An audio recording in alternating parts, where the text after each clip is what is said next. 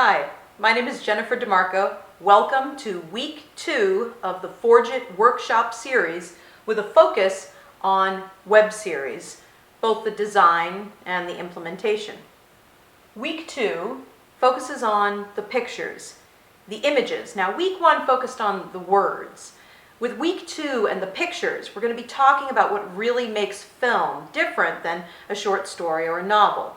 The imagery, symbols, metaphor, seasons, weather, angles, colors, the emotion inherent in images. This is class 5, and that's what we'll be focused on today. Symbols. Images. Images are obviously what makes a film, and that means it makes a web series too. Sure, you can just tell a story, you can have characters standing around, but what people see, what your viewers see, is going to mean more to them than it might in our normal everyday life. If you have a child's bedroom in a web series, every single item in that bedroom should be specifically chosen.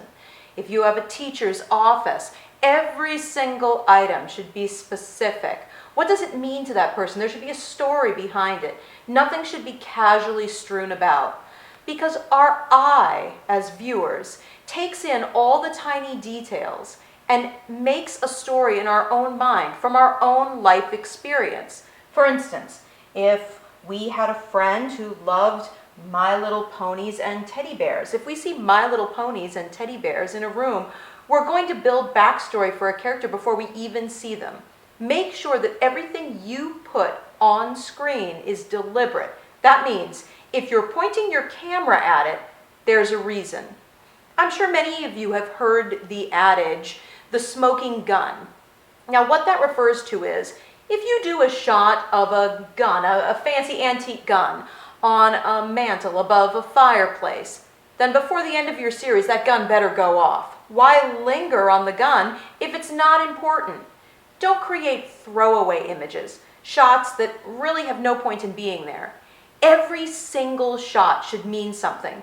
There should be no filler, not in a web series, and arguably not even in film. Filler is something used just to fill space. Do you really want that? Or do you want to impress your viewers, impress your audience with everything they see? Are one of the teddy bears more tattered and torn than the others? Well, maybe this is because this teddy bear is the teddy bear that was with the little boy when he experienced the traumatic bicycle ride over the tree and across the bridge. Everything should have a reason. Choose wisely. You might think, if everything is deliberate, well, my sets are going to be so sparse. They're barely going to have anything in them. Well, that's okay. Because again, what might seem like everyday clutter in our normal lives on screen can look completely chaotic. Because again, our audiences are smarter than we know. They have a collective intelligence. And they are looking at every tiny detail on that screen because that's what cinema has taught them to do. And if there's too much going on, the everyday clutter that they might normally see in a house, they will be overwhelmed. Let's talk about the kind of imagery, the kind of symbols that we can use as filmmakers to set the atmosphere of our film, of our web series, before any character ever says a word. Symbols, weather, color. Now, some of you might immediately know where I'm going with this. Let's start backwards. Let's start with color. Color. I'm not talking about using your favorite color to mean that it's the best color in the world. Talk about what colors are. Do research on the color spectrum. Which colors are cold? Which colors are warm? What kind of environment are you trying to build? Is a doctor aggressive and closed-minded? Perhaps his office is in hot colors. Is a teacher cool, a little standoffish, but fair? Perhaps his office is in cool colors. Choose your colors wisely. It's very, very easy to tell yourself, this is not about what my favorite color is. This is about what colors mean, what people feel when they see certain colors. Don't clash with your season and don't clash with the other colors in the room. Now, I'm not saying that a little boy's room must all be in green tones or a kitchen must all be in white and baby blue. No, I'm just saying don't put red and blue items side by side. Think it through. Use the eye of an interior designer in some ways because you're designing an entire world. I think we could probably have an entire month-long class on how to use color and what colors mean. Again, it's not about what it means to you. It's about what it means to the audience. You might be asking yourself, Jennifer, how can I possibly know what the audience thinks of certain colors? But you can, because think of where they appear in nature. If the lush, rich expanse of old-growth forest inspires you, well, you know darn well it inspires hundreds of thousands and thousands of people. Very infrequently we do see, a dense, lush forest as, a scary thing. But that's not just the brown and green trees, the million different greens. We have to add something to that forest, maybe the looming angles or darkness falling or the thick shadows or heavy brambles. But in general, a forest, the green, the life means just that, life to your viewers. Go with colors that speak to your viewers and set the atmosphere for the episode. Now, with Ghost Sniffers, one of the things that we did is we did have a color per episode. It helped us organize our thoughts, our props, get things to match, to tie together. And it was primarily a primary approach, a very simple approach to using color. In a more adult or a more serious series, you're going to want to use color in a more serious way. It's going to be more subtle. Again, you don't want little Bobby's room to be all in green, little Susie's room to be all in orange. You need to be more subtle than that. But again, avoid clashing colors. Print yourself off a color wheel. Post it to where you're writing, tape it to the desk, tack it to the wall, whatever you do. Keep color in mind. And again, not just what colors say to you, but what colors say universally. Again, this is something that is amazing when it comes to researching on the web. Do you think of purples as royalty? A lot of people do. Or lush, rich, luxury. That's purples. Blues, whites, grays, they can be more neutral, more cool. Oranges, reds, they're hot. It's really an amazing thing, especially when you start maybe designing your character's looks. Does a character wear purple eyeshadow as opposed to a more neutral or natural color? What do they do? What does that say about them? Are they exuding their own luxury, their own rich attitude toward life? Play with that. With weather, we have something else incredible that we can draw on. Now, you, like myself, you might have a favorite season. There's certainly nothing wrong with that. You can have a favorite season. But that doesn't mean that that's the best season for the story you're trying to tell. Think of the basic metaphors that the seasons mean. Spring, new birth. Summer, that's the long heat, tends to be more lazy, but also it usually speaks to freedom because of the public school culture in America. Autumn, a time of change. Everything is changing. It can be unpredictable, stormy. Winter, cold, insular. We're doing more thinking during the winter because we're not doing a lot of doing as we are in the summer. Think of the seasons. What season do you want to set your story in? You don't have to take the easy out. Well, I'm going to be shooting in the spring, so I'm going to set it in the spring. Well, yes, you can do that, but with the use of color and lighting, you can also cheat your season with the use of basic stock footage. For instance, a maple tree with the leaves already changed. You can splice that in and you can cheat your season. Choose the season that works best for your story. Perhaps you're going to be shooting all year long, but your story only takes place over 2 weeks in the middle of summer. With simple stock footage, and of course, if you can, shooting a lot of stock footage, a lot of interesting imagery to put in between shots, transitionary scenes during the summer, and then you can use them year long. But weather can do more than that. It's not just about season. What about wind? If we see our character step out on the porch and the wind is blowing his hair, what does that say to us? Does that say it's the wind of change? Does that say he's anticipating what's on the wind? It add something when we put a force of nature paired with our character. Because though nature effects can be faked, you can use a basic table fan or window box fan to create wind. Sunlight can be emulated with standing lamps and golden or even white, in some cases, filters or just good bulbs. You can fake it. But if you can use nature live, so to speak, you're going to get effects that you simply cannot duplicate on a basic budget. Some might argue even with a huge budget and CGI, you can't duplicate real natural effects. A storm rumbling in the distance. Now, that's a really amazing thing, because if there's no windows in the shot or the windows are dark and you have a storm rumbling in the distance, that's just a sound effect. You want a flash of lightning? That can also be done with very simple lighting effects, sound effects. Flashing, literally, a lot of programs literally have a flare effect that you can do. With a children's series or a series where it doesn't have to be literal and photorealistic, you can simulate lightning in that way. I've had people say, well, I take a huge piece of plastic and I shake it. I cover it with aluminum foil and I shake it, and that's a storm. Yes, absolutely. But there's also resources where you can pull on things like that. Videoblocks.com, freesound.org. There's places that you can go to get live recordings of true nature effects. Symbols. Now you might say, well, isn't all of this symbols? Weather, color, what do you mean by symbols? Well, what I mean by symbols are the little things that happen. A family is coming apart, and perhaps when the father comes into the kitchen, there's a shoe laying without its match, there's dirty dishes on the counter, there's a broken mug. When something is broken, it symbolizes something being broken.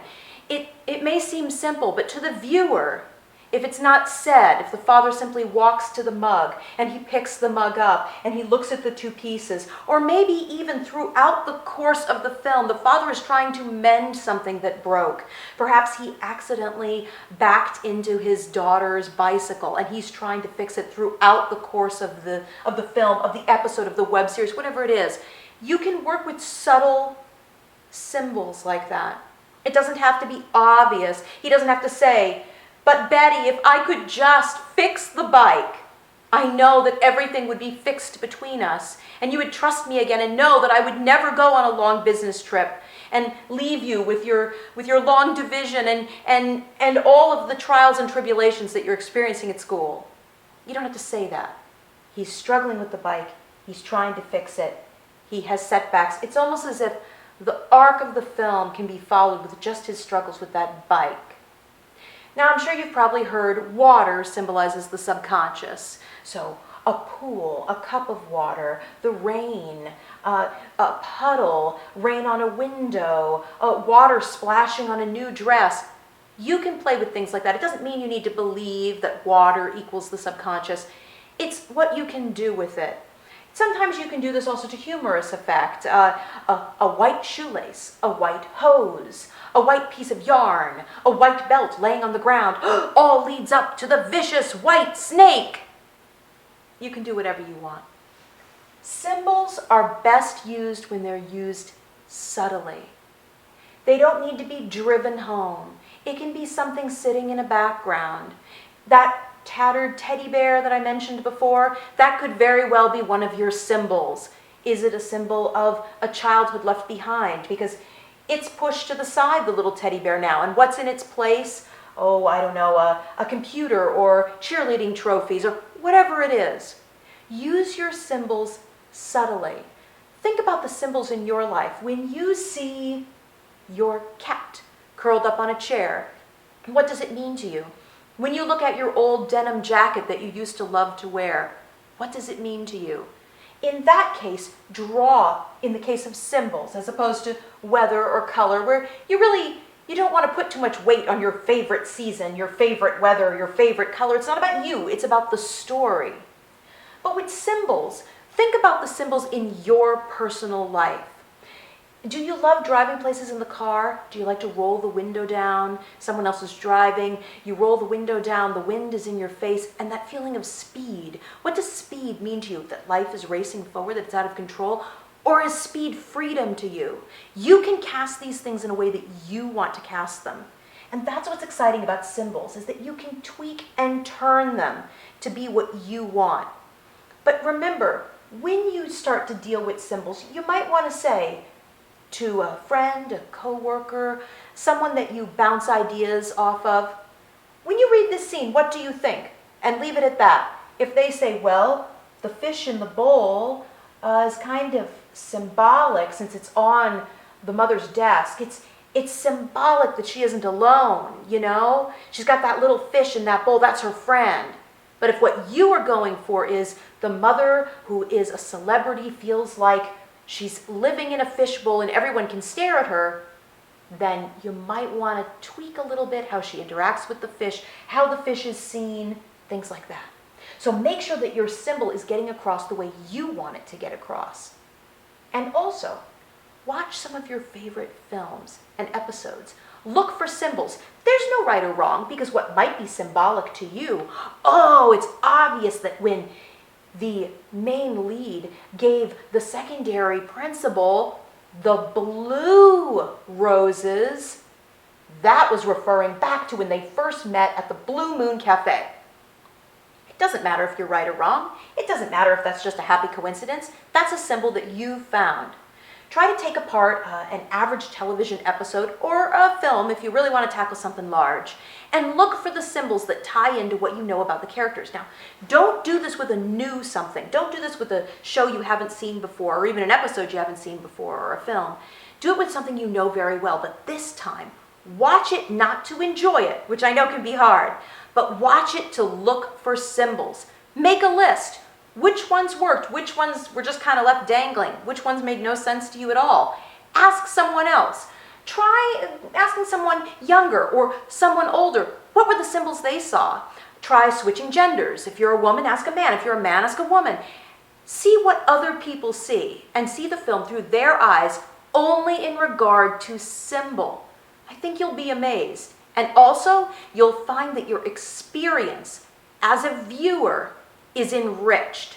Symbols, weather, color, they all do one thing. They create undeniable emotion. And emotion is what you're trying to create. No matter what your series is, emotional impact on the audience. That is what keeps viewers. That is what makes good story well told. That is what makes your series more than just a story. It makes it epic. It makes it powerful. And no matter what your emotion is, whether it's sadness, happiness, adventure, sorrow, change, emotion is the heart of what you're doing, and it has to be there. To make a web series with emotional resonance, you need to create, you need to evoke emotion in your viewers. You do that by utilizing symbols, weather, seasons, colors, and style. Now, style we'll get to in a minute. You might already be ready after what we've covered so far to run off and start exploring symbols and metaphor for your own series, but let's dive a little bit deeper. Remember that color wheel I mentioned? This is a color wheel that my daughter made. Now, she made it as a cute little creature, and its belly is the color wheel. But that color wheel is, even though it seems like such a simple elementary tool, it really is a great thing to have on your wall or on your desk, because colors do evoke emotion. And what colors look good together, the shades, the warm, the cool, the contrasting, the conflicting, you want to have those colors clear in your mind when you go in. Another good way to get a grasp on color is exploring paint chips. And I'm talking about paint chips, the little slips of colored paint samples that you find at a hardware store or even a super Walmart. One of the ones that I found that was really incredible is there's a series of chips right now being done by Gildan, I think it's pronounced.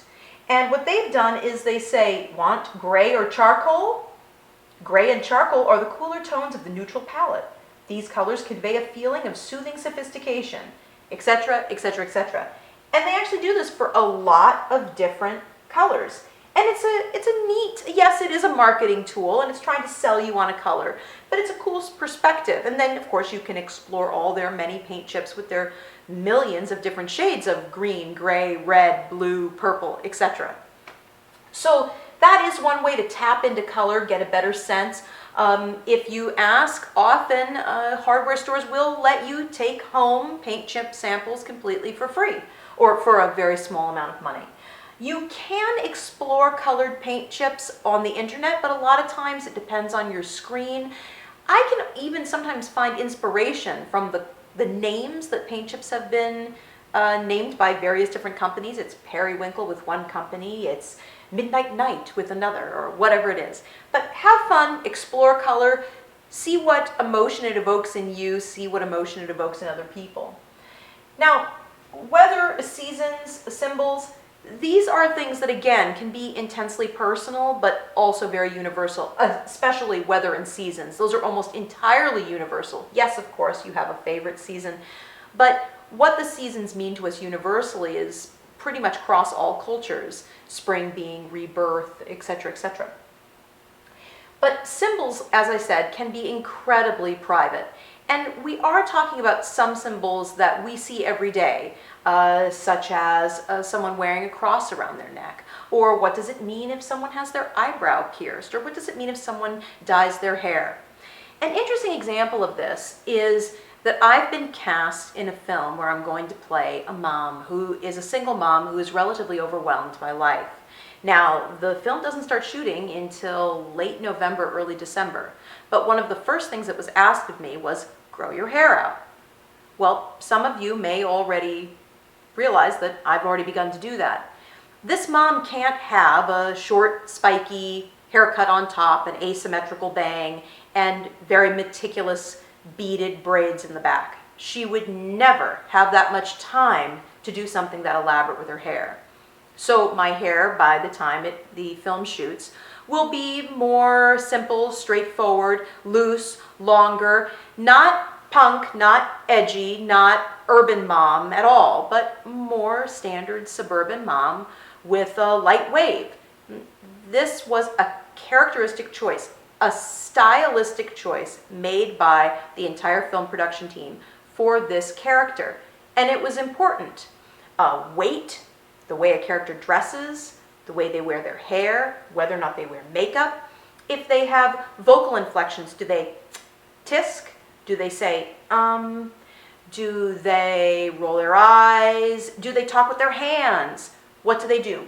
Those are the stylistic choices that are going to mean something to your viewers because, of course, they have their own life experience to draw from. Oh, my grandmother spoke with her hands. Oh, my best friend always wore a cross. We never talked about it, but she always did. Those are some of the symbols and the styles that you can incorporate into your work to give it depth, realism, and meaning. And remember, all of that leads to making more powerful emotions. And that is the ultimate goal. What if you stripped away all of the dialogue, all of the narrative from your episode, and just let it stand silently? I'm not saying write an episode where there's no dialogue or narration. I'm saying, what if you watched your favorite show and you muted the sound? Would that show still speak to you? Well, maybe not as much, but would it still speak to you? You want every episode in your web series to still speak to the viewer just with the strength of images alone. And that is the end of Class 5.